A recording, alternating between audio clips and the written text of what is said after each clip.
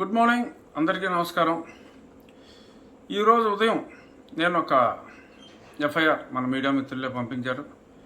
సాక్షి పేపర్లో ఒక కటింగ్, ఒక ఎఫ్ఐఆర్ కాపీ. ఎఫ్ఐఆర్ ఏంటంటే 23వ తారీఖు state bank of India Chennai వారు ఒక కంప్లైంట్ ఇచ్చారు.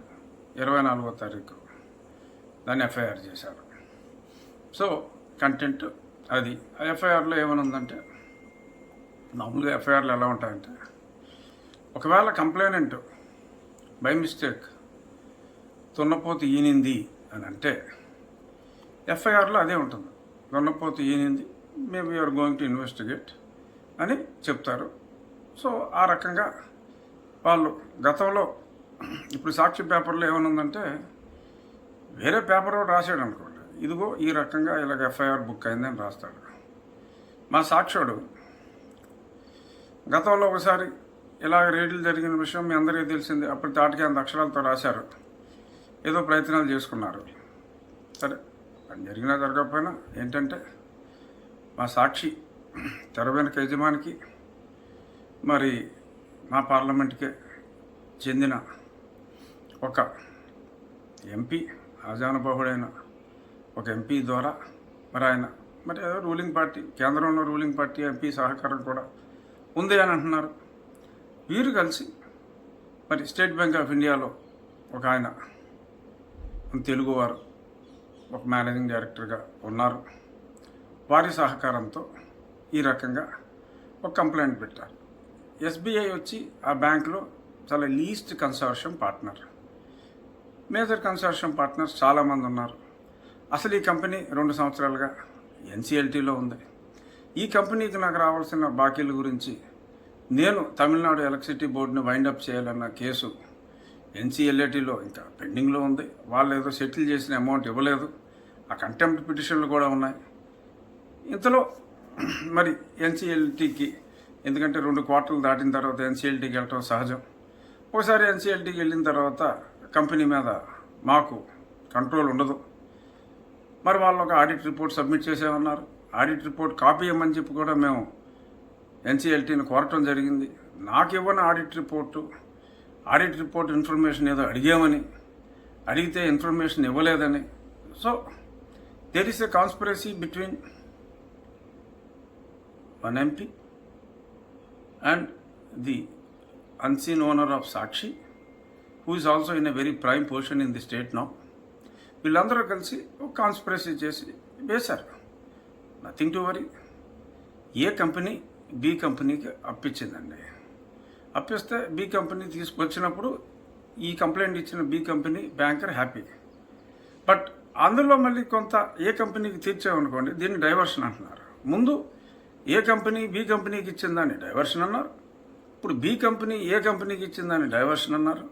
సో దాని మీద ఒక కంప్లైంట్, ఒక ఎఫ్ఐఆర్, దీని మీద ఒక కంప్లైంట్, ఎఫ్ఐఆర్. అల్టిమేట్గా there is one parent company.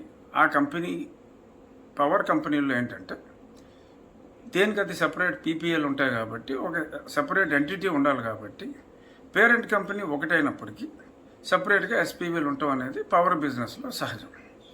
So ఏదైనా ఒక ఇన్స్టాల్మెంట్ డ్యూ ఉన్నప్పుడు ఒక కంపెనీ సహాయం చేసుకుంటాం, పేరెంట్ కంపెనీ ద్వారా ట్రాన్సాక్షన్ చేయడం అనేది రొటీన్. నాకు తమిళనాడు ఎలక్ట్రిసిటీ బోర్డులో వాళ్ళకి నాకు మరి నేను కోర్టుకి వెళ్ళినందువలన పేమెంట్లు రావట్లేదని వారు కోపగించుకున్నారు. సరే, డబ్బులు ఆపేశారు. 4 సంవత్సరాల నుంచి నా పోరాటం జరుగుతుంది. మరి ఈలోపు ఎన్సీఎల్టీ రూల్స్ ప్రకారం మరి వాళ్ళు ఎన్సీఎల్టీకి వెళ్ళటం జరిగింది, లెండర్స్. బట్ క్రిమినల్ యాంగిల్ అన్నది మా ముఖ్యమంత్రికి నాకు ఈ తగాదాలు వచ్చిన తర్వాత ఇవన్నీ వాళ్ళు ప్రేరేపించి ప్రవేశపెట్టడం జరిగింది.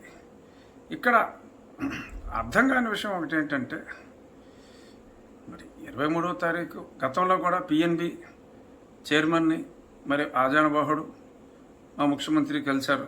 కలిసిన వెంటనే 24 గంటల్లో సిబిఐ వాళ్ళు ఎఫ్ఐఆర్ కడతమైంది. ఇలాగే మళ్ళీ ఇది 23వ తారీఖు కంప్లైంట్ ఇవ్వటం అభూత కల్పనలతో, మళ్ళీ 24వ తారీఖు ఎఫ్ఐఆర్ కడతాం. అసలు సిబిఐకి, మా ముఖ్యమంత్రికి, ఆ ఆజానుబాహుడికి ఏమైనా సంబంధం ఉందా? కాజానుబాహుడైన ఒక ఎంపీకి ఒక 40 కోట్లు ఒక రియల్ ఎస్టేట్ కంపెనీ ద్వారా సాక్షి పేపర్లో ఇన్వెస్ట్ చేశాడు for the gratification towards the land allocated అని సిబిఐకి నేను కంప్లైంట్ ఇచ్చా. దాని మీద ఎంక్వైరీ లేదు. మరి I'm going to right another complaint to verify the MD of SBI Srinivas Shetty and the calls between the people whom I'm accusing. అవన్నీ కూడా ఎంక్వైరీ చేయాలి. దీని వెనుక ఉన్న కుట్ర ఏమిటి అని. సరే, నన్ను ప్రశ్నలు అడుగుతారు. అడిగినప్పుడు ఆ ట్రాన్సాక్షన్లన్నీ కంపెనీ టు కంపెనీ ట్రాన్సాక్షన్స్.